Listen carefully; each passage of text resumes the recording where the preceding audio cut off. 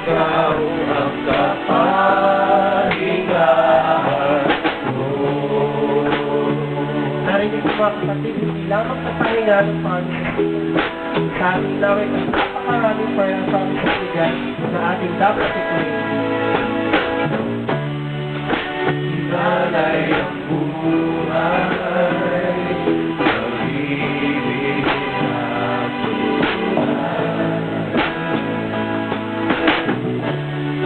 Sadyang kay tamis, kagandahan mo'y makakailanman. Kapahingahan na tupunan,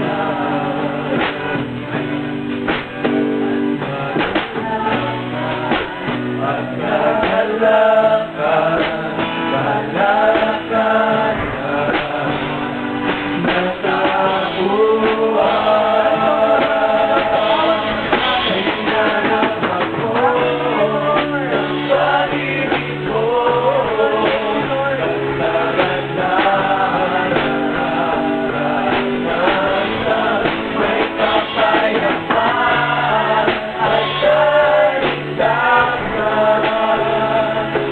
Jesus, ikaw, Jesus, iglalaw ako ng pag-ibig mo, kagandahan naranasan, may kapayapaan at kaligtasan.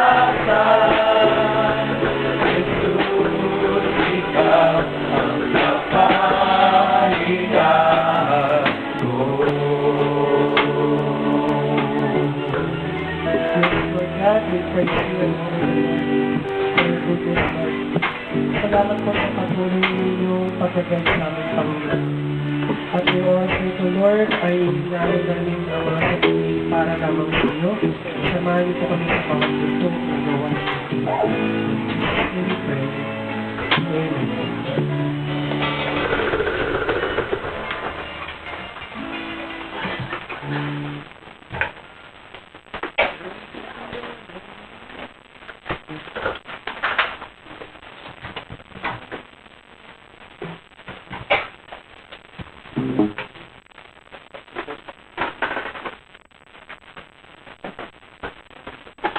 Amen. Hallelujah.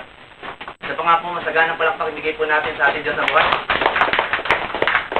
Tunay nga kapahingahan, kasaganaan ang siyang nais ibigay ng ating Diyos sa ating buhay. Tunay nga na kung wala siya sa atin, wala tayong magagawa. Kaya bago tayo magsimula sa ating maikling mensahe na ibibigay natin Diyos sa oras na ito, tayo muna yung lumapit sa Kanya. O palang Diyos na dakila. Tunay nga Panginoon sa inyo lamang na natatagpuan. Ang kapahingahan, ang kagalakan, ang kasiyahan, ang kasaganaan sa buhay. Napakasarap Panginoon na may Diyos sa puso. Napakasarap Panginoon na nakilala ka namin sa kabila ng nagdaang panahon na wala ka sa amin. Kung saan o Diyos, di po namin lubos maunawaan ang kagalakan ngayon na ikaw nga Panginoon nasa amin. Lord, puspusin niyo kami, O Lord, ng kabanalan. Mangunat po kayo sa amin. Sa maikling mensahe na ito, aming pagpupulayan sa oras nito. Ikaw nga Panginoon sa mangusap. Bigyan niyo nga Panginoon ang nais niyong paunawa sa oras nito. Na kung saan, O Lord, ikaw siyang may tanghal, ikaw siyang madakila. Tagaw niyo lang Panginoon yung lingkod sa yung likuran. At ikaw nga Panginoon siyang mangusap. Paunawa niyo Panginoon na siya parating sa oras na ito. Maraming salamat sa kabutihan niyo Panginoon. At ikaw nga siyang patuloy na kumilos sa apat na sulok ng panambahan ito, Lord. Aming tinatakulit na matangka na kalaban ng gambalain kami. In Jesus' name, O Lord, ikaw ang siyang kumagitna at ikaw siyang may tanghal sa lugar nito. Ang matangka ng kalaban na sirain ang aming oras upang iti mapurin ako sa lamatan. Wala siyang karapatan sapagkat 2,000 taon na nalagumpay sa amin. Maraming salamat, O Diyos. Ito po ang sangdalang sa pangalan ng Jesus. Amen. Ang ating pag-usapan ngayon ay patungkol sa pagpili. At sa pamagitan ng ating pagpili, doon husbong sa atin kung ano ang ating paniniwalaan. At kung ano naman ang ating paniniwalaan, ay siyang magiging laman ng ating puso at isipan. Ito ang may store sa ating puso, may store sa ating isipan, na siyang bubukal sa ating mga gawa. Nasa atin ang desisyon sa ating pagpili. At kung ano ang ating paniniwalaan, ay siya ring magdidikta sa atin at magbibigay sa atin ng kontrol kung ano ang ating aksyon, reaksyon, at resulta sa ating buhay. Kaya sa oras na ito, ang ating pag-usapan ay dalawang salita na kung saan dalawang bagay na ang ating pag-usapan ngayon ay patungkol sa fear and faith. Fear and faith. The fear and faith have something in common. Meron silang similarity. Meron silang pagkakatulad na kung saan sa bagay na kung saan sa ating paniniwalaan. Sa ating gagawin na pagtitiwala sa mga ito. They both ask us to believe something is going to happen that we cannot see.